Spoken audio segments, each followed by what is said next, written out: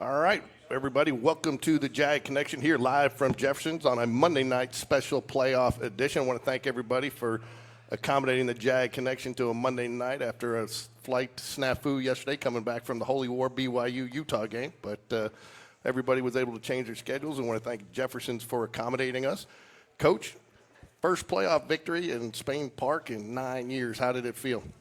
It felt great. I mean, it was a lot of fun because it was a tale of 4 quarters. I mean, if you look at the first quarter, we won it. The second, third quarter, they won it. And fourth quarter, we came back and won it. So, we talk all the time. Our maximums before the game are, it's 48 minutes. It's not 16. It's not 32. It's not 46. It's 48.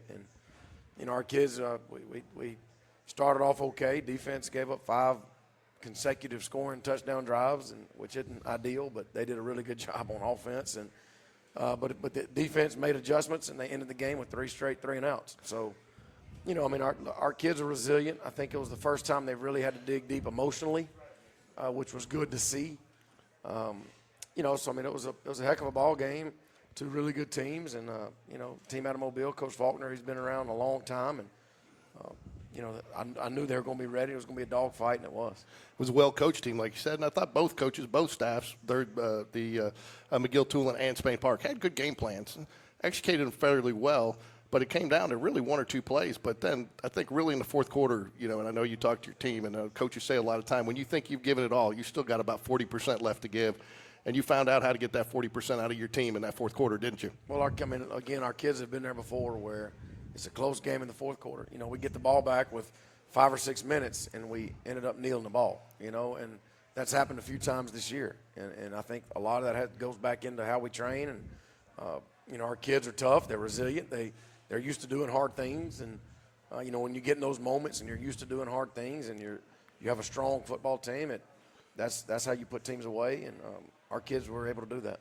No offense to any of the teams on the Spain Park schedule, but really – the last time you were pushing like that was that James Clemens game. You had some fairly comfortable wins throughout. You hard fought in some of them, but comfortable wins where you were able, and it wasn't a question mark in that second half a lot of times. Did that hurt you heading into that playoff game where the team maybe had gotten a little comfortable? No, I don't think so. I mean, I think it was, we kind of tapped into the reserves of the Hoover game, the emotions of that game, the emotions of James Clemens, the emotions of Helena, where we're about to lose.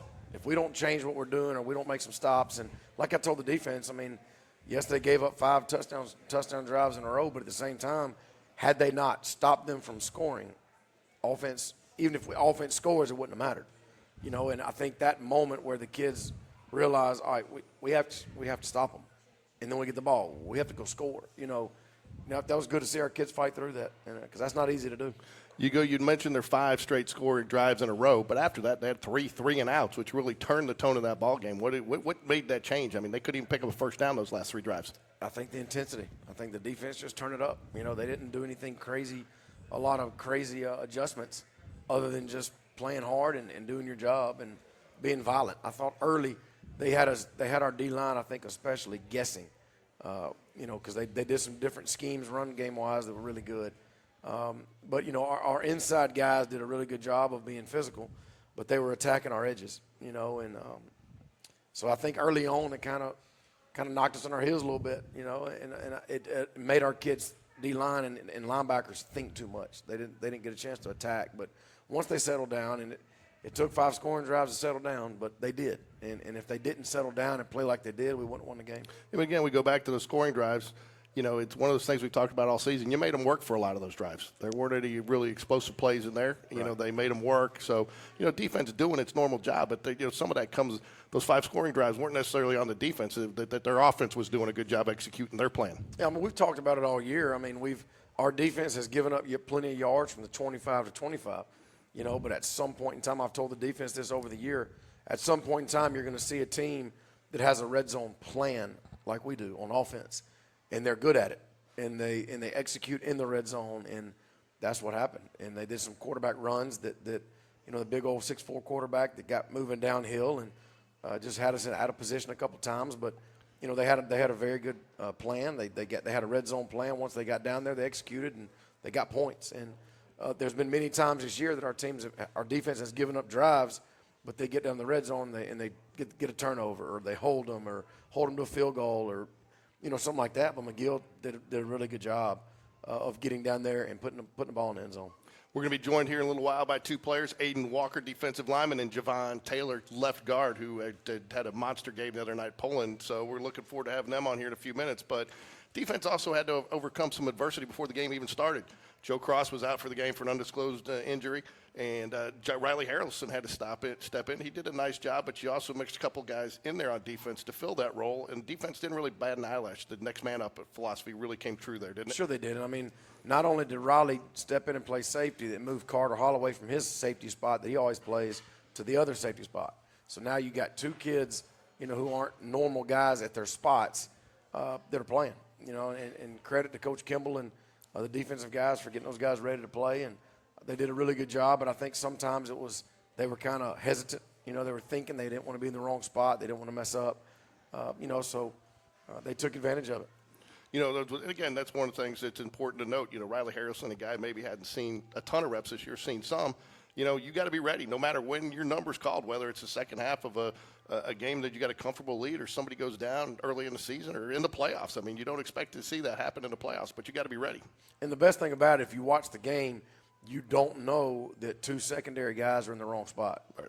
You're not wrong spot, but just you don't know it because they didn't give up a big play. Yeah. Riley did a really good job of keeping everything in front of him. Carter did the same thing. So, the defense they made some adjustments. Again, but credit to their staff for having a great plan, but credit to our kids to keep fighting. And I saw them on the sidelines like they knew they had to have stops. They knew they had to have stops. And Brock Bradley may or may not have told Coach Bush, you get two stops, we're going to win the game. He may or may not have said it. But again, it's, our kids feed off each other. They feed off each other, and our offense can score in bunches, and the defense fed that. They knew that, and just get the ball back and let the offense go score, and that's exactly what they did.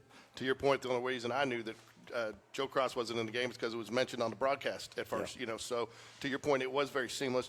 You mentioned Brock Bradley, and I talked to his dad a little bit earlier, and I just wanted to bring it up. One of the things that I noticed from not only watching the game but watching the broadcast was his composure, and he stayed calm, and I really felt like he was able to transfer that calmness to the rest of his team. You always talk about who's going to be my guy to weather the storm or calm the storm. It really felt like he was that guy for the entire team, and they really responded to that. Oh, there's no doubt. I mean, I've said 1,000 times, there's not a quarterback in the country I'd rather have leading our team than Brock, and it wasn't our best game offensively. We missed on some shots early. We missed on some things, and, but like I told him as he came off the field, when he got the 4th and 1, when he scored on the sneak to make it a two-score game, as he's coming off the field, he's limping, he's beat up a little bit. He took some shots. I grabbed him and I said, that's growth. That's leadership. That's growth. We didn't play great. We had our moments. There's some couple of calls I wish I could have back. There's some throws he'd like to have back. There's a couple of protections our line would like to have back. But when you score 44 points in a playoff game, having said all the things that we didn't do right, there's things I should have done better. That's a sign of kids who just keep swinging. And score 44 points against a team that had given up no more than 14 in their previous 5 games, hadn't been winning 4 straight to get into the playoffs, and was really firing on all cylinders. They were. I mean, that region's a very good football region, and you play a team like McGill that's going to be very well coached, and it was a dogfight. All right, let's get to some highlights, Coach. So I know you haven't had a chance to see some of these, so we're going to go ahead. But here's one of the first pass right out of the gate here, first quarter. So, yeah, anytime, teams play us, they got to make a decision on if we're going to load the box to stop the run. Are you going to play back on Corey and our receivers? And early on, we figured out they were staying back, but this is just a little two-man concept that Brock, he gets hit, but he makes a nice little throw to Corey. But, again, this ends up resulting in about a 15-yard, 18-yard pass play, but really he throws the ball about 35 yards here. There aren't many high school quarterbacks that can make that throw across the field, and that's just – what does that do to you as a coach to be able to play sideline to sideline with a quarterback like that? Well, any play on your card, you feel like you got the green light to call it, and so that was a nice throw. Coming up here, we got. All right, so this is a 3rd and long, just a deep dig with Corey across the middle, and Brock puts it on him, and that's a big boy throw. The protection was very good. They blitzed some guys, but we had a max protect on, and we got it off. The running back did a great job picking up the edge blitz, and he threw it He threaded a needle. That could have been a pick six if he don't have the arm he's got. It does, and I think you look too. If you look, I think that this is also a well executed, well drawn up play. If you look, everybody kind of goes. You get the defense going where you want them to in this to get the open matchup, and you'll see the cover man here throw his hands up because he knows he kind of went the wrong direction, but he had to because of where you had people coming out, and so it was everybody. That's you can drop the best play in the world, but if it's not executed right, it won't work. And everybody, it was kind of a combination of both here, wasn't it? And that was a big play because that was a scoring drive and it was 3rd and long. And that was a very big play for that drive.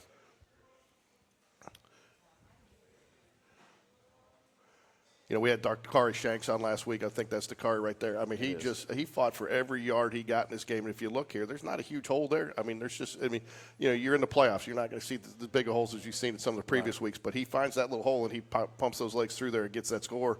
Again, just works it right through there. And that's all power right there in the weight room, is it not? Yeah, he's a strong kid. I mean, there's no doubt he had a heck of a game the other night. This is just CJ being CJ here. Makes a couple of guys miss and really just gets it down. Thought there was a horse collar there, but didn't get the call. But again, that's another example of our receivers doing a good job of perimeter blocking. They go to the safety, and it bounces all the way out to the corner, which the play is designed to do. And it's one-on-one with CJ in the corner, and that's a favorable matchup for us. And just to the right of Brock up there, I think you'd like to see that. You got an offensive lineman laying on his with the pancake block. It gives him, it really.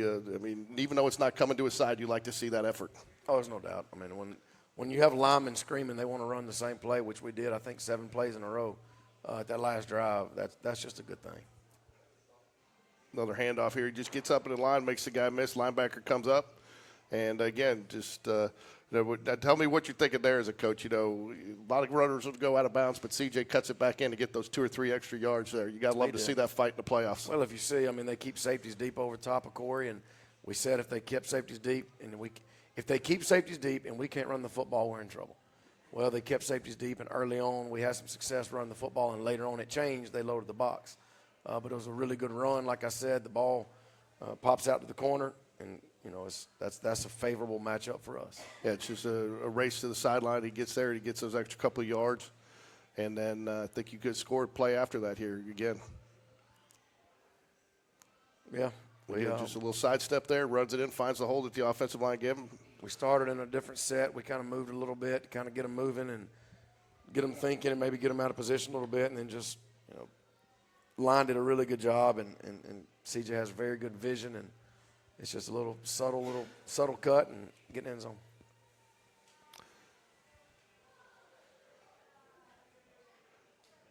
I think this one's Dakari again, and just cuts up right the hole. The nice thing there, too, is he goes where his blockers give him.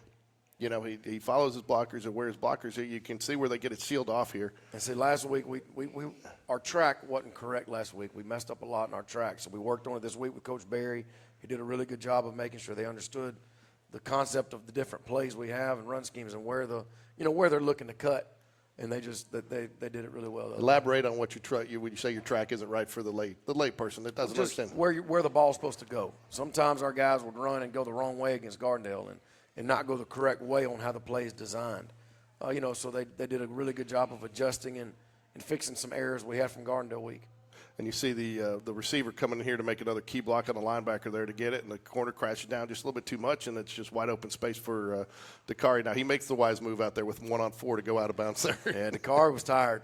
He was tired the other night. I want to talk about this play a little bit before we go. I believe this is the reverse to Mason McClure. And, there were some question marks coming into this game. You lose Mitchell Frazier, who's been a key part of that offense. You've got other guys like Andrew Thort and guys who've been given good quality minutes and time and are a good part of it. But you needed somebody else to step up. And you were looking for somebody. It felt like Mason McClure kind of accepted that challenge. He had some couple of receptions, and he really ran it. And it was nice to use him a little bit as a decoy on this because a lot of times you run this to Corey Barber, do you not? We do. And Mason, Mason's going to be a really good football player. He's a sophomore, so he makes sophomore mistakes, but he's a very talented kid. And, we talked to him this week about, this is going to be his chance. I told his dad and him, you better score. Get in the end zone. I don't care where the ball is. It could be on our own 5. You better run 95. You better score on this play. Because we feel like it might be there. And, the line did a great job. You see Connor Grebb as a fullback. He goes in and comes back out and makes a really good block right there, and Mason cuts inside. And Just go score. And I thought Mason did a very nice, again, you talk about your track. I thought he did a very nice job cutting that back in. Looked like he wanted to go outside there, and he took the block where the block gave it, cut it back inside, and that was the key to that play. And then you got a lineman, I think that's Jackson Bell, all the way downfield. And there was nothing but pay dirt. That was a big play, and I'm really happy for Mason, and I thought the line really did a really good job on this. Everybody did. Corey did a great job. Brock did a good job of timing it up, faking the handoff to the field, and then, Mason does the rest. Part of, too, what makes this play successful, too, is before it even starts, the amount of motion that you guys have on this, getting guys shifting around. And I think that's something that's kind of been overlooked this year. Probably don't want me to say this. I don't want to jinx you, but not a lot of false starts. Your offensive line, you haven't had a lot of motion in your offense this year, and your offensive line, with the exception probably of the Hoover game, has done a phenomenal job staying set and letting that play out so you can be, as a coach, be comfortable, because that motion impacts the play before it even starts. I was going to correct you. I'm like, hold on, Hoover game. We had 6. Yeah. But our kids, we keep working on it and keep doing it and keep doing it. We have a shift period every day in practice, and they've done a really good job of just settling in and, making the defense move, and then all of a sudden you get a good player of the football in grass, and he does the rest. Makes us look real smart. But, and then again, you use a lot of motion. A lot of coaches aren't comfortable because of the chance of the false start. But here, this is a great play. Corey Barber is going to make a nice reception after a very questionable intentional grounding call. Thought you could throw it at a player's feet, but apparently not in high school. But that's a little bit of a joke there. But, again, you're going to get bad calls at any level. But, anyways, I thought it was nice. I thought it was very gutsy as a coaching staff, and showed the confidence that you have in your players to run this play from the 5-yard line. Well, when you have a Brock Bradley and a Corey Barber, you get a chance for 50-50 balls, you take a chance. That's just, it's not a high percentage pass, but when you have a Brock Bradley and a Corey Barber, 50-50 balls are just as much yours as it is theirs. Yeah, and it was nice, too, because he had safety help here. This is one of the few times that, and he had some safety help, and he went up, and that was just who wants it more right there. It's a great throw by Brock. This is where your defense finally started coming on a little bit, and even though they don't get the sack here, they impact the play by getting some pressure on him. Because when he was comfortable, he was throwing it wherever he wanted to. Yes. When you started disrupting his timing is when he and again, here's another one. You get it across, and I thought that to your point, the secondary was playing a little, not necessarily softer, but didn't want to make that mistake. And as they got a little bit later into the game, got a little bit more comfortable with some of the rotation, they started being more aggressive and cutting underneath and going for the ball. And I don't know how many blitzes that Coach Bush took back with him to the house. I think he emptied the clip. I mean, they were sending everything they could, and our kids executed. Anytime you have a lot of blitzes like that, and you don't give up big plays, that's a really good thing. And you look here, I mean, they kind of did this zone on here. I mean, there is nowhere for him to go with the ball. I mean, everybody's coverage. It looks like you're in a zone here. And everybody's covered, and he has to throw it. There was nobody he could throw to that wasn't double covered there. Well, I mean, Coach, the blitzes that our guys have, that Coach Bush and them have got in, and they're good at it, they're tough. I mean, Coach Bush, they've done such a good job of giving our kids different opportunities to make plays. I mean, you got D lineman dropping back. You don't know who's coming and who's the low guy, who's the outside guy, and they do such a good job with it. And it gave our kids a chance. Another run here, just right up the middle, just pounded through it. He should have been probably tackled about 3 yards into that game. Just kept those legs moving, kind of shut it off a blocker or tackler, and that picks up about 12. So this was the drive. We were down, and we had to go down and score. I think we were down by 2 touchdowns at this point. I want to say it was 34-21. It was. I think. It was. I don't know, whatever. But we were down 2 scores. We had to score. This is towards the middle, the end of the third quarter, and we had to go down and score. And our kids did a lot of good things this drive. And then here you bring out this play at just about the perfect time. Everybody thinks that you don't typically have two running backs in the game at the same time. You had both of them in here at this play, did you not? We did. So that play right there, the last 3 weeks, I'm willing to say, whether it be against air, against defense, against the scout team, we probably ran it 75 times. It might have worked 6. Really? Oh, terrible percentage. Terrible percentage. We kept tweaking it each time and trying to give them a chance, but I kept telling our guys, it's going to hit. It's going to hit. CJ would throw it out of bounds. Then he'd throw it here, and then Carr would drop it, or something would happen. It's going to hit. It's going to hit. I kept telling him, it's going to hit. So we ran it. I told him it's coming. We're going to run it. And, CJ does a really good job of, getting the ball off. Watch Andrew Thornton, the inside guy on the P, does a really good job of that block right there that got CJ around. Yeah. You know, so everybody did their job. We worked on it. Lord knows how many times, and our coaches didn't think I was going to call it. It was a running joke for the last week and a half about how many reps we've gotten and how many of them have actually worked. So did he catch any garbage for getting a Mitchell Frazier caught from behind award there that the car didn't score? He was tired. He said he was tired.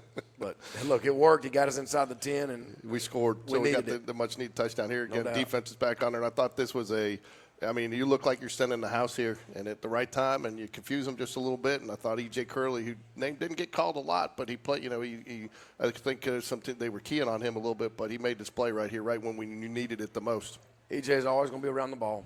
I think, defense they just dialed up all kinds of blitzes, and like I said, when Coach Bush and them cranked it up, it gave our kids a chance. We're not going to just lock man all over the place. We're not able to do that. I think this is where we got to the point where you talked about you ran the same play a couple times in a row. I think we got it here a couple times in a row. And, again, you look at Javon. I think Javon comes over and pulls and makes that huge block right there that springs him. Well, Javon, I love him. But Javon has a little laziness in him, right? Javon just one of those big boys that just he likes it, but it's like, this is hard. But he pushes himself. And that night I saw something from Javon I have not seen in the last 3 years. He was looking to our sideline, screaming at me to keep running the same play because he was pulling, he was feeling it. Fourth quarter, into the game, Javon is screaming at me to keep running it, the same play, and we did about 6 or 7 times in a row. I think you run it again here. No, this is the pass play too. Corey, you get one-on-one coverage down there, and again. So that was the one that put us up. Yep. And that was a couple of plays after Brock and Corey didn't hit it. Yeah. They didn't hit it, but again, we're going to keep coming to it. I told them after the game, with those two guys, the 50-50 balls, we've got to keep going at it. It may not work, but keep trying it. And, Brock had to be a little tired at that point, a little banged up. He'd taken some hits, he drops that ball on a dime. It is perfectly passed. It was a nice play, and we needed it. Here's your defense, and, again, in the coverage and get the sack. I believe that was fourth down, was it not? No, that was third down. Or third. That was Christian Smith with the big play off the edge. Good to have him back on the field for you, Coach. Yeah, he's come a long way. He's still got a lot of ways to go, but Christian, he's been here with us for the last 4 years or 3 years, and he's a big part of what we do. Again, the simple play here, but he blocked very well, and it's just getting out there, beating your man, and again, nice little stiff arm, but that was kind of toughness, just getting there. It was. And then I think you score here right after it. I think that was going to the fourth quarter, and again, that's Dakari. And that was the fourth quarter. That was the fourth quarter, the tush push. That was the sneak, correct. And then again, I think this is the final play in the game here. Again, nowhere for him to go. See a lot of blue jerseys running around, and that's always a good thing. We had so many plays this week. Had to kind of, again, another big. You got the quarterback trying to throw with a man on his back there to end the game. Get it and seal it, but that game wasn't sealed until the clocks hit zeros. You knew it too when you went for it there on 4th and 1. You knew you had to have that touchdown there because you wanted to be up by 2 scores like that. Well, the 4th and 1 sneak, but you back it up about 9 or 10 plays, and we had a 4th and 1 on our own 35, 40. That there was no doubt we had to go for it, and our line did a great job, and Kari busted through there. He lost his footing. I think he could have popped it for some more, but he did get the first down. And our kids, there was no doubt they looked at me and that there's no way we were about to run the punt team out there with our kids screaming. They wanted it. They felt it. Like at that point, you can't run the punt team. We got to go for it. And our kids, they were confident, and the offensive line did a great job the other night. You have a lot of confidence in your weight program and what you've done, especially in the fourth quarter. That that your players believe because of that weight program that they are going to beat their man. Do they not? Well, like I told them, that last drive that lasted 4 or 5 minutes, we just milked the clock. They were screaming weight room to the sidelines. Our sideline was screaming weight room to them. And anytime that happens, it's just in those moments it makes you proud because the kids are embracing it. Because it's not always fun. It's not fun to get in the weight room 4 days a week. That's not always fun for a 15, 16, 17, 18-year-old kid. But at the same time, when you see the results show up on Friday nights and it's inside and you feel it, that's valuable. That's priceless. You can't put a price tag on that. Last thing I want to talk about before we bring up Javon and Aiden here, the fans. Not being at the game, I heard fans coming through the broadcast at a level that I didn't have. And, that 12th man really played a factor in this game, especially when you were down, did it not? It was loud. It got loud, and I think the crowd felt the urgency with us. You know, they kind of felt it, and those students were loud, they were rocking, and it was a really good atmosphere.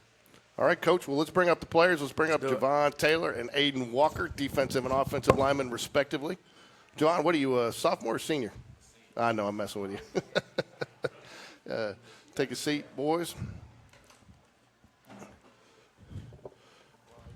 Hey, Javon, you'll have to squeeze around a little bit more in the corner there so we can see you. There you go.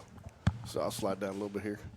So I got Aiden Walker right next to me in the blue sweatshirt. For those of you who don't, most of you should recognize him because I always tell Aiden even if he's crying, he's smiling. I don't think he's always got a smile on him, except when he's across from that offensive lineman, right? Yeah, that's right.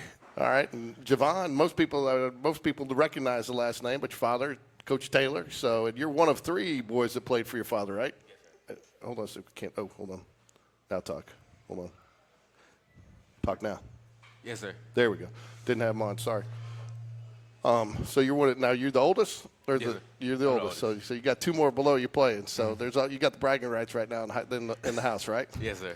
So Aiden, I want you to touch real quick on something that probably is not a great memory for you, but you came back from a lot that I think people don't realize. You broke your leg last year in the Briarwood game and had to watch a couple games from the sidelines in a wheelchair even, but you were there supporting your team.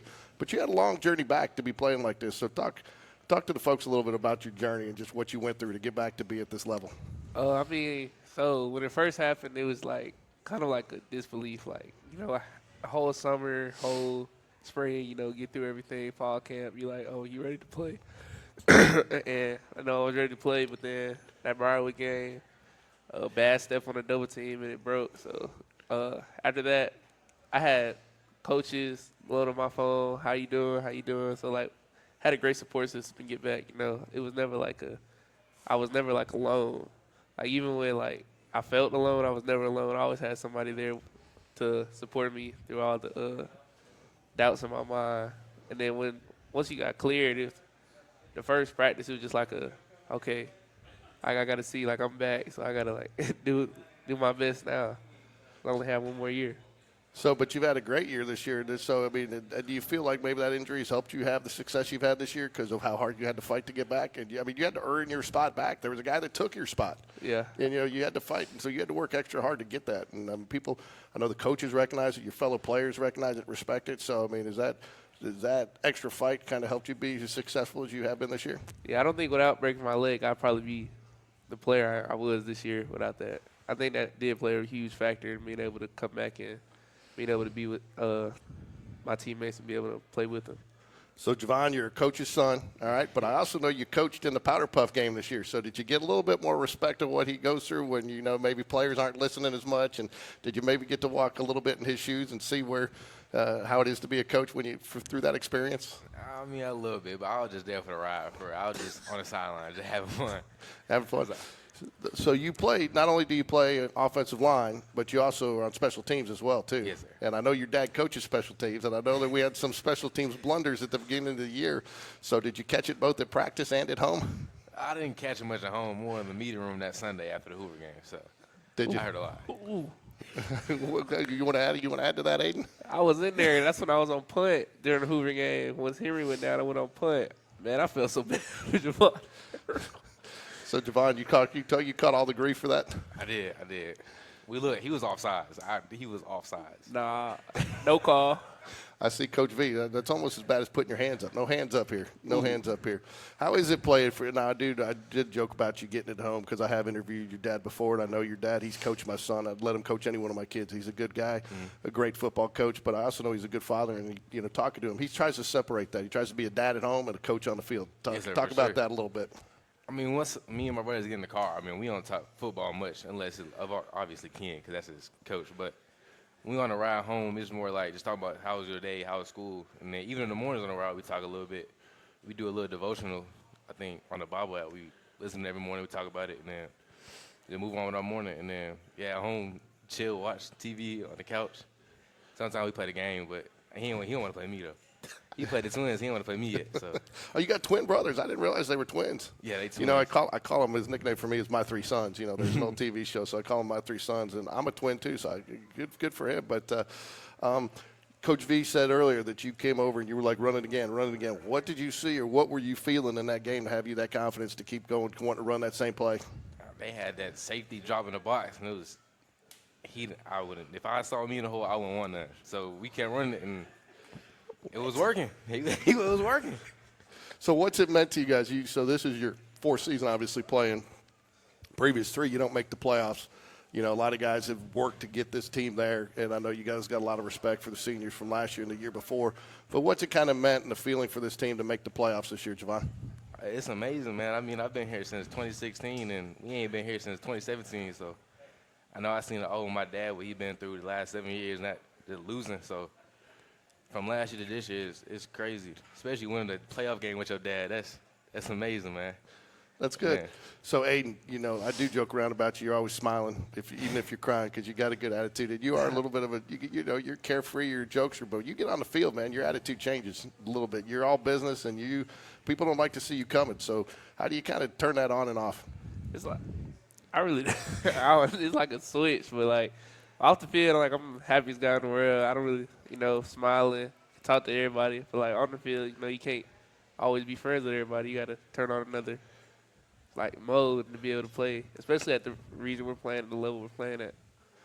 Hey, now, I will tell you, we had a couple of people text in. They're willing to donate for a haircut if it'll help keep your helmet on, because your helmet popped off a couple times last game. You had to come off for a play. It's that blue helmet.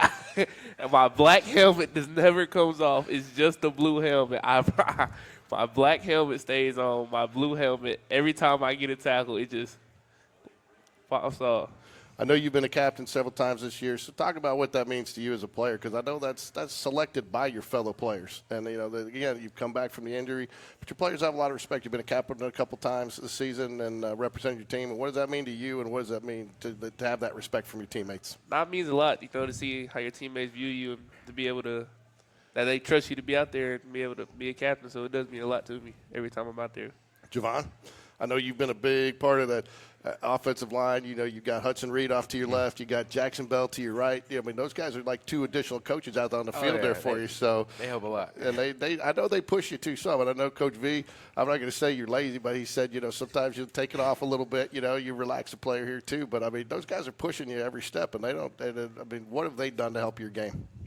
A lot. I mean, Jackson Bell, like they joke about it. He really a coach on the field. Like, he directing them where to go and how to go. And then Hudson Reed, I mean, it's amazing to have him on your left side, to my left. So he's helped a lot for sure. What's been different this year between last year? Because last year offensive line struggled, and I know you got some different players, but we had good players out there. I mean, is it the weight room that finally taken full effect this fourth year with or third year with Coach V that's kind of helped the offensive line take those big strides? Yes, sir, for sure. And I say, like, we a lot closer this year. I mean, we hang out all the time outside of football. I mean, yeah, I think we're tight-knit for sure. So you're as tight on the field as you're off the field? Yes, sir, for sure. Also, you know, and touch on this a little bit, it seems like, you know, you guys are almost in each other's head while you're playing, and you guys have full trust. I mean, you don't see a guy trying to really cover for another guy. You do your job because you trust the other guy. Where did that level of trust start to – was it the Trustville game last year where that level of trust started to build in, or was it the Hoover game this year? Where – because it seems like you guys all are in each other's head, know exactly what everybody else is supposed to do, and that allows you to do your job. I say it started in the offseason this year. I mean, we used to go up in March at least once a week. Just get there. We do go one-on-ones with D-lines to work on – I think what we had in that time, just installing and all that, I think, yeah, this for sure happened in the offseason. And just carried it all the way into the season. What do your brothers play? What positions? My Kean is a sand linebacker, and Kalen, he's a safety. He's safety? Yes, sir. Okay, so you got it all across the board. So you're the best offensive lineman in the house, right? Oh, yeah, for sure. What'd your dad play when he was a player? He played running back and linebacker in high school, and then he played linebacker in college. Yeah, I knew that. Okay. So, Aiden, what's it going to you got to talk a little bit about your fellow students and what they've meant to you as well, because, you know, you've been there again for 4 years. You've seen the crowd. You were a part of the crowd last year, unfortunately, from the sidelines. You know, so you've seen the crowd develop too. And, I mean, the crowd's been amazing this year. What has it meant to you guys as a team? Because I know the first thing you guys do, you guys are screaming to run over there and do the alma mater with your fellow students. So what has that meant to you guys as a team this year? We finally gave them, something to come and support us for, you know. I know early on, my freshman, sophomore year, you know, our games, people didn't really want to come. They was like, oh, why would I come if we're losing? But, now that we kept going, Like we gave the community something to be happy about. We gave the community something to come and support us for. So, Javon, one of the things I've noticed, and I talked to Dakari and CJ a little bit about last week, is you guys, almost take more pride in their yards than they do. and, that's a good mentality to have. And the running back, offensive lineman's a running back's best friend. Yes, sir. So how do you guys develop that mentality to have so much pride in every yard they get? And again, I know there's several games this year. We have not – last year, previous couple years, we couldn't take the air out of the game running the football. I know this is a unit you guys have come to Coach V several times, the offense coordinators, and said, run the ball. We've got this. So how have you guys developed that mentality this year? Just trust. I mean, just run. Like, we like running the ball because, like I said, I don't even know. Huh? Just doing your job? Yeah, just doing our job. I mean, the running back can trust us. We trust them. And then, yeah, it's just on from there. So, Aiden, as a defense, what do you guys need to do to take the next step to get better? Every week, as a player, if you want to talk about it as the entire defense or you personally, what do you need to do this week to get better, to be ready for next week? I think for the most part, we just got to focus on the little details of everything. Like, none of our big stuff is broken. Like, we know what to do, when to do it, but, like, our details, like, we got to focus, especially this week, we got to focus in on the details every day. Starting today, like, every day we got to focus on our details. So, tell me what it means, because I talked to Coach Bush this week, and he said a little bit. He said he really felt like that's where you guys kind of lost it, but last week didn't focus on the details. But he talks about everybody sweeping their own shed. What does that mean? And that means that however you did that last game, just sweep it under the rug, because it's a new week. You got to be able to focus on the upcoming week. You can't stay on the bad that happened last week. So have you swept your shed this week? Yeah. I sweep my shed. I sweep my shed every week. After Saturday, come in Sunday. After you watch the film, know what you got to focus on. It's a new week. You got to be able to, play next week. So is that how it works, Javon? You come in on Sunday, you watch the game film from the previous game, and then you're done with it at that point, right? Yes, then any film you watch from my Monday on is about the opposing opponent, correct? Yes, sir, for sure. So what have you guys today? Did you get to watch a little bit of film on Russell County? Oh, we did it. We watched our film on our own time. We kind of walked through what they go against and all that, or what they're going to do this week. So we just put in our game plan. And then I watched the film when I got home this morning. So, and I've asked a lot of players this year, have you guys had – obviously it's always fun to play, but you've seen some new opponents this year, Helena, Chelsea, Calera, Chilton County. Has it been a little fun to get outside of the rotation of the Vestavias, some of the teams that we've seen so much, and had a little bit of fun playing some new teams, some new opponents? I mean, yeah, it's been fun, but the most part, I just want to play football. So, what's next for you after this season? Hopefully, go somewhere to play college football. That's what I'm really trying to work towards. So, what about you, Aiden? What's next? To be honest, I'm probably gonna go to school. I got into Alabama, so that's probably where I'm gonna be at. Roll Tide, right? They had a good game this weekend. Oh yeah. If you're an Auburn fan, you were happy too, because I don't think they played, right, James? That's right. So, sorry for the little dig there on the Auburn fans there. But Alabama, we've had our lumps this year too. Then who hasn't had their lumps, though, are the Jaguars. So, you break it down. A lot of people break it down into 2 seasons. You see a lot of guys going 5-5 because that's what it takes. And now I saw some guys after the game going 4. But Coach V is really impressed upon you guys just one game at a time, right? Faceless opponent. Yep. So what's it going to take offensively this week, Javon? Just keep doing what we're doing. I mean, as long as we beat us, besides the 2 turnovers we had last week, just keep the pocket clean, I think we'll be fine. Just run the ball. Just run the ball? Are you going to be telling Coach V again on run it again? Run it again? Oh, yeah, for sure. For sure? Yes, sir.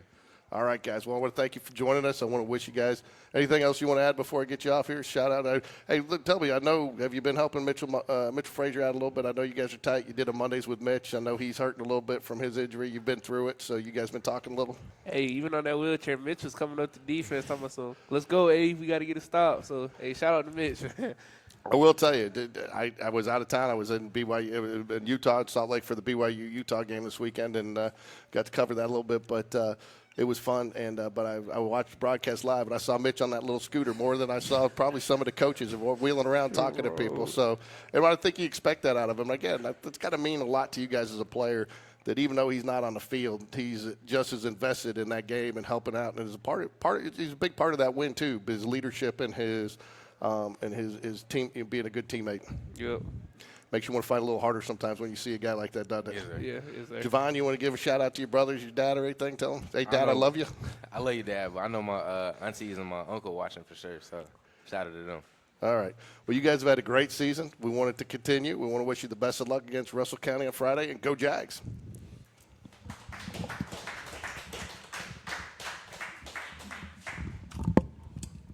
Bring Coach V back up here. We'll get ready to talk about the upcoming game against Russell County. I think it's going to be an exciting one Friday night. It is at Jaguar Stadium. We host 2 playoff games in a row. And I got a second here. We got region championship shirts for sale in the merchandise tent. You want to get them because there hadn't been one made in at least 9 years, so it's a collector's item at this point. So James Thornton says if you pick one up, he'll autograph it for you. So, but they will be in the merchandise tent. They will be there early Friday. If you want to, too, if you want to get one, go ahead and you can DM us at GameDay Sports Radio. We'll make sure that we let James to look out for you. It's if you want a shirt. How much are they, James? $30 at the merchandise tent. So go ahead and get it. Real quick, we had Javon on here. Of course, I'm going to do this now because I forgot to click it up, so I'll put them up there for a little while. But we had Javon and Aiden up here and talk a little bit about Coach Taylor and what he means to the program. And also, he does a phenomenal job because I've interviewed him before, and he's coached my son, and I'd let him coach any one of my kids because he's firm but he's fair, and I think that's probably one of the best ways. And he cares. But talk about how he balances being a dad. You got to do it too with your son, but being a dad versus a coach. Yeah, I mean it's he's hard on his boys, that's for sure. But he does know how to turn it on and turn it off. And I respect that. I didn't play for my dad in high school. And I'm not sure my son will play. He might stay in Helena, so I don't know if I'll have that same dynamic. But you want to think. You'd like to say how you'd respond when you're coaching your son in this type of environment. Football and it's very, it gets heated and he does a really good job of balancing that. He'll get on them pretty good, but it's, he doesn't get on them any worse than he does any other kid. And that's something I can really respect in terms of how he coaches his kids. He coaches just like everybody else. Yeah, and I tell you, I think it was interesting too. I did hear after the Hoover game, that when those extra points were blocked, it was his son that he felt like was that got kind of exposed there a little bit and called him out just like you would any other kid, treated him just like any other kid in the film room and at home, or not at home, but on the field. But I think what's more important there is they got it fixed, and I think when you have that kind of relationship, player to coach and coach to player, you can respect that. Well, he was just tired. Yeah. Because every time we'd score, he'd run down there and run and go celebrate. And, then by the time he'd get back to his left guard spot, he's gassed. He's done. He's just lazy, just in his stance. And they were beating him off the ball, and he kept saying they're offsides. And no, they're not, Javon. No, they're not. So I told him after one of them, I'm like, quit celebrating. Yeah. Go straight to the line and come over to the sidelines and celebrate. But he's running with Corey. Well, he's doing a 60-yard sprint. By the time he gets the ball, he's done. Yeah. So we had to get that fixed. But he's done a really good job since then, and he's been airtight on extra points. So they, anyway. So I think it's good, and I think too, if you look at a group, a position that's had a lot of impact and change in last year, it's been special teams, and I know he's put a lot of time in it. And last year we had some games that cost us because of blocked kicks, blocked extra points, and it wasn't on any one person. But he's really worked hard, and I think a lot of coaches overlook special teams. I mean, he invests as much in special teams as he does his other positions. He does a great job. I mean, it's. Like when you take a Joe Cross off the field, well, now there's got to be a backup for him on kickoff, and when this guy gets hurt or has to come out for a couple of plays, he's got to have somebody to put in. And, he does a really good job, if you watch him on Friday nights, of maintaining who's on the field, who needs to come in. He's done a really good job of working multiple kids on kickoff and multiple kids in spots. So he does a really good job, and he's a very important part of what we do. Real quick, we want to give a special thanks to Brooke here at Jeffersons. She's been taking care of everybody here tonight and kind of on the fly with us having to make the change. I don't know if they were staff for us tonight, and so Brooke's done a great job in here taking care of all the folks that came out to watch us live tonight. If you're not here, the question is, why aren't you, right? Right, that's it. So real quick, too, talking about special teams, you've gotten real creative in mixing up your kickoffs this year. Sometimes you go short. Sometimes you've had an onside kick in there, not very often. And you've kicked deep, especially we talked about in that Hoover game, how critical that was to get them starting at the 20. Who's making that call during the game? Is Coach Taylor making that and deciding which direction you go? Is that something you collectively do as a coaching staff? Well, it's something we talk about during the week, but that's all Coach Taylor. I mean, that's all. I might offer a suggestion, during the game or something, but it's Coach Taylor. He comes up with all the different ways to kick off, different places to put it, and depending on where their better players are, how they block it, and he does a really good job of putting our kids in positions to really make plays. But like the other night, we kept sky kicking it, try to kick it away from those kids. But towards the end of the game, the very last kickoff, we said we can't keep giving it to them on 35. Right. And Tulos put it in the end zone. And again, that's why one of the reasons I bring it up, I thought that was it's not a play that people recognize, but it was a critical play because, again, even at that time, with the 2-score lead, I think it was 9 points, right? You give them, if you give it to them at 30, a quick score, they can get an onside kick and they're, they got a chance. So I thought it was important to get that. And, again, sometimes too, you do that kick, they get a little run, they get a little bit of momentum. You took the momentum out of that kick, that opportunity because you score. Now they're starting at the 20, and you kind of give your defense a chance to get out there. So I think that's a play that gets overlooked sometimes. It does. And, another kickoff, he caught it on the 1, and his momentum took him in, and they let him return it out. So, there was another kick that Tulos put in the corner down about the 1-yard line. So, Josh is a weapon. That's a weapon to have a kickoff guy that can do the different things he does. But, Coach Taylor has done a really good job of, figuring out what Josh is good at and using all of his talent. And Josh has done a good job, too. He can get that sky kick up high, and he gets a little spin on it. We've had some guys that have had trouble fielding that where we've stolen a turnover there. Right. And so it can be a weapon for you. And by him getting it high, too, he gives you the opportunity to get your guys down there and get the coverage in. So you get the victory, first playoff victory. The way it shakes out, Russell County beats Northridge. Both of you were at home. You're the higher seed, so Russell County's got to come to you this week, so you're hosting 2 straight playoff games. But this is going to be a tough one. Russell County averages about 400 yards a game, 266 through the air, 130-something on the ground, with Devin Brown, senior running back, averaging 113 yards. Of those 130, they average a game. What do you see coming into this Friday night? Well, Coach Griggs, the head coach, he's been around a while. He was the offensive coordinator at Pinson Valley when they had Bo Nix and Kool-Aid McKinstry and all those guys when they made the run. He was at Pinson at that time. So he's been around, and they throw the ball around. They got a lot of good passing concepts. They have a lot of talent, a lot of speed, a lot of athleticism at skill positions on offense, and they're going to sling it around. I mean, they're going to put their guys in space. They're going to make us come make tackles in the areas, and they do a good job of spreading the ball around. The running back's he's very talented. So I mean, it's going to be tough. We're going to have to make plays. When we get a chance to make a play on defense, we're going to have to make it. We get a chance to make a sack or deflect the ball, we're going to have to do it. And biggest thing we're going to have to do is fly to the football and tackle in space, because the kids, when they get it, they can take a 5-yard route and you look up and they've just ran for 50 more. So our defense is going to be tested through the air early and often. Friday night. Yeah, they like to throw it often. And their quarterback, junior Bryson Riggs, 62% completion percentage. Sorry, folks. And he's at 38 touchdown passes on the season. A lot of them going to senior wide receiver Devin Harper, who averages 94 yards per game. So while they do like to have that's his go-to guy, they've got 2 other guys, Quentin Lewis and Jamari Burnett, averaging both about a little over 50 yards per game. So they've got 3 or 4 guys, so you're going to have to cover sideline to sideline. No doubt. I mean, there was a couple of games ago, the quarterback threw for 9 touchdowns. So, I mean, they make no bones about it. They don't try to hide it. They're going to throw the football, and they're going to sling it around. And, again, we're going to have to not give up big plays. We're going to have to survive them. They might get a 30-yard play, whatever, but keep it in front and live another down, and then, tackle. You're going to have to tackle an athlete in space, and that's very hard to do on any level. So defensively, they're led by Trayvon Davis, their junior free safety, averaging 7 tackles per game.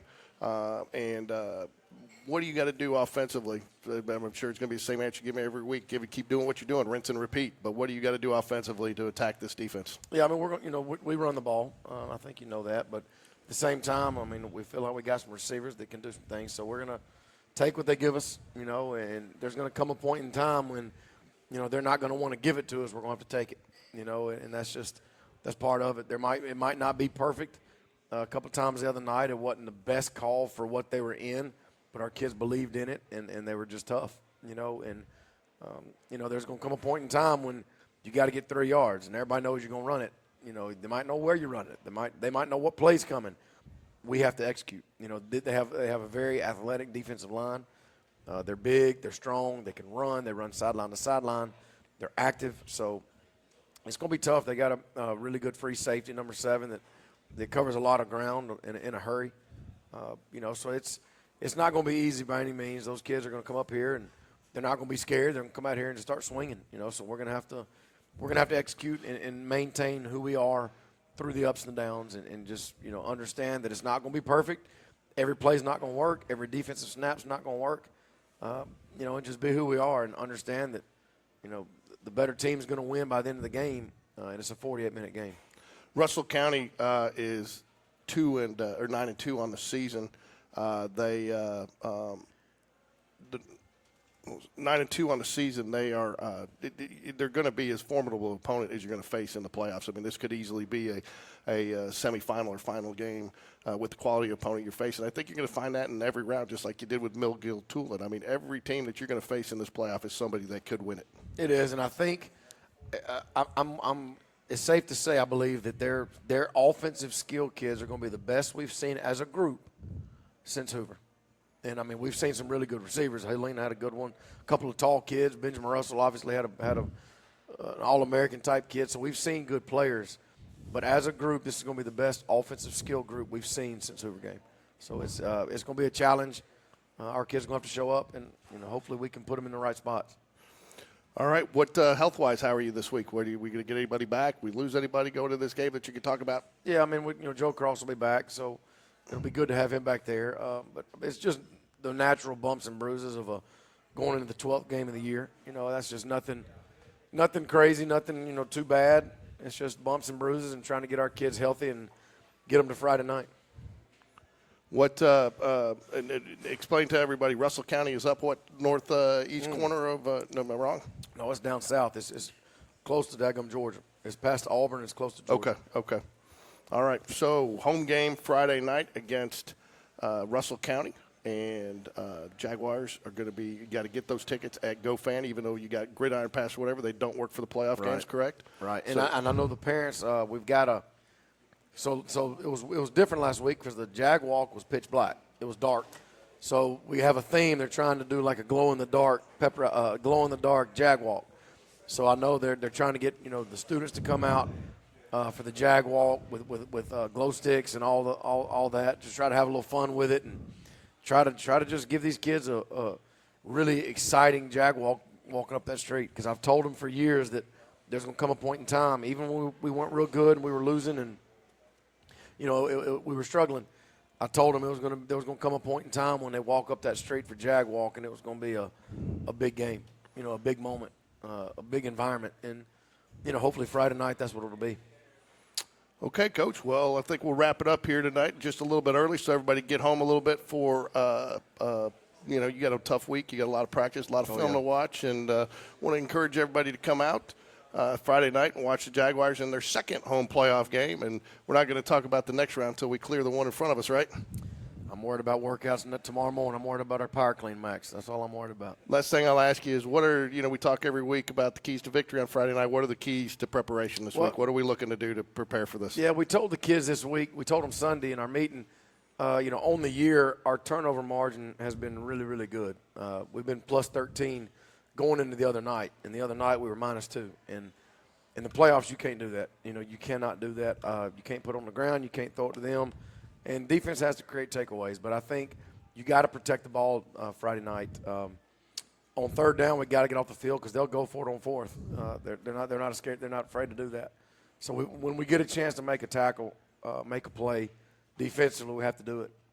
And I guess the third thing is what I always tell them: just no matter what the storm is, no matter how bad it looks, just stay calm and keep swinging. It was good to hear the other night. At one point in time, we were down, and our defense was on the field, and it looked like they were about to hold them on third down. Well, the offensive guys started revving up, kind of started getting excited, and the energy, you could kind of feel it. You know, I think it was after Brock told Coach Bush, you know, just get 2 stops and we're going to win the game. But our offense was kind of getting revved up, getting excited, and Corey Barber walked around to the offense and told everybody level 7, stay at 7. You know, and when you're losing, you might get down to 2, and when you're winning, you might be at 10. But before the next snap, you got to get back to 7. And we talk about that in life. When something bad happens in life, you get to 2. You know, you got to figure it out. If you're the leader of the household, you know, you're the leader. You got to get back to 7. You can't stay at 2. You know, and so it was good to hear our kids say that the other night. That was cool to hear, and our kids stayed there and they believe in each other. So hopefully we'll push the right buttons at the right times, and hopefully the kids will make some plays, and you know we can figure out a way to be here again next Sunday. Real quick, too, wanted to be remiss if we didn't touch on, we had 2 Jaguar champions this week, did we not? The Fifth youth and sixth Jaguars, grade, 5th and 6th grade, took the Yes. JYSFL Youth Football Championship. We got some, if you're 6th grade, Rusty White, 7th grade coach, got to be excited to have that level of talent coming in, and again the year after that. So, and then both the 7th and the 8th grade teams had good years. Freshmen had a great season. JV, it's hard to always gauge because Right. you always, you know, for JV season you can't really pay attention because you're always getting different players in there every week. It's not the same group. But from top to bottom, the Jags have been successful this year, and that bodes well for the future of the Jaguars. It does, and it shows people care. You know, I mean, success A is not easy, but B it's contagious. You know, and I think once we get going, you know, we got a lot of good things going here in our community. And I tell the people all the time, I say it all the time, we have great kids in our program, in our community, because they come from great families. They're not great kids because the coaches that are around them every day. They're great kids because they come from great families, and we're blessed, and there's a lot of excitement, you know, around our football program, and hopefully we can continue Friday night and make a few more plays than they make.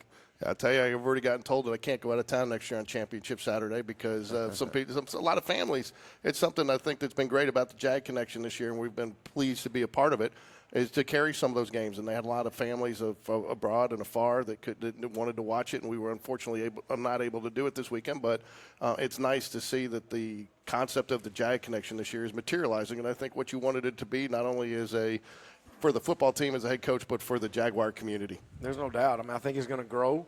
You know, year one, we're learning how to get it out there. But I think a lot of people, they enjoy hearing about our kids. They enjoy hearing about our program. And, you know, when you got a good thing going, you keep, you know, I'll shout it from the rooftops. I'll stand on the rooftop and yell about our program because we're doing it right. And we got a lot of great people in it, from coaches to players to parents. And, you know, like I said the other night, I'm just proud to be a Jag.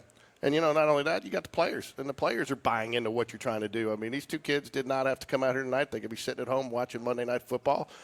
They probably get a little exposure for it, especially when they want to go play college football next year. But, you know, for them, it shows that they're invested in the future of this program to come out and talk about it and they share their experience. I don't know if Javon agrees whether or not that guy was offsides or not, but He wasn't offsides, and let's not fool ourselves. They're here for the wings. Like, come on, they're over there eating. Let's not kid ourselves. I think Aiden likes any opportunity to get in front of the camera. He's got a great personality. Oh, I think. Real quick, I don't want to brag on him too much. I keep saying we're going to get off here, but we got a couple more minutes. What a personality like that. I mean, he's a monster on the field. He's a jokester off the field. He lightens it up. He's a great friend and a great teammate to these guys. I mean, you've got a team, not only of good football players, but of good quality kids. And, I mean, that's hard to do. And I think a lot of that comes from your devotional. And then, again, listening to Javon, they do a devotional. You spend a lot of times with these guys, not only physically, but mentally and spiritually. Well, we talk all the time about there are 4 parts to us. There's a physical part, a mental part, emotional, and a spiritual. And you got to be sound in all of them, because there's going to be times in life when one of the 4 are beat down. You know, one of the 4 are lagging. One of the 4, 2 of the 4, maybe 3 of the 4 are behind. You know, and that spiritual element's got to be strong until those other 3 catch up. But little note on Aiden, you know, I knew his impact on this football program last year when he got hurt. There was not a dry eye on our sidelines. I remember I was down there. From kids to coaches to trainers, there was not a dry eye on that field. And in that moment, that's when you know what he means to this program. And just to get him back, he's always smiling. I'll mess with him. I'll punch him in the gut. You know, I'll just mess with him. But he's such a good person. And you know, Javon mentioned something about, you asked him the difference in last year and this year. What he didn't tell you is they had a player-led devotion every Friday morning, I believe, at McDonald's. The offensive line did it themselves, where they would meet it in the off season. They would meet at McDonald's every Friday morning for breakfast, and they had their own Bible study, their own devotion. It wasn't coach-led, it was player-led. They initiated it, and they did it. So, little things. I tell these kids all the time, leadership, championship, success, it leaves clues behind. And along the way there's clues you leave behind, and where are some of our parts. We're not winning just because they had the devotion. We're not winning just because our kids work hard. We're not winning because they come from good families. We're winning because of all of it put together. And, like I said, I've said 1,000 times, I'm proud to be here, and guys like that make it really worthwhile. Yep. All right, Coach. Well, that'll wrap it up. Coming off a 44-35 first-round victory against McGill-Tulane, we got Russell County. We're hosting Friday night, 7 o'clock kickoff. Looks like we're still going to have good, warm, non-November football weather, but I'm sure as a team you like that. You don't want the elements to play into it. Yeah. But looking forward to a healthy, hard-fought Jaguar football game on Friday night. Go Jags. No doubt. Go Jags.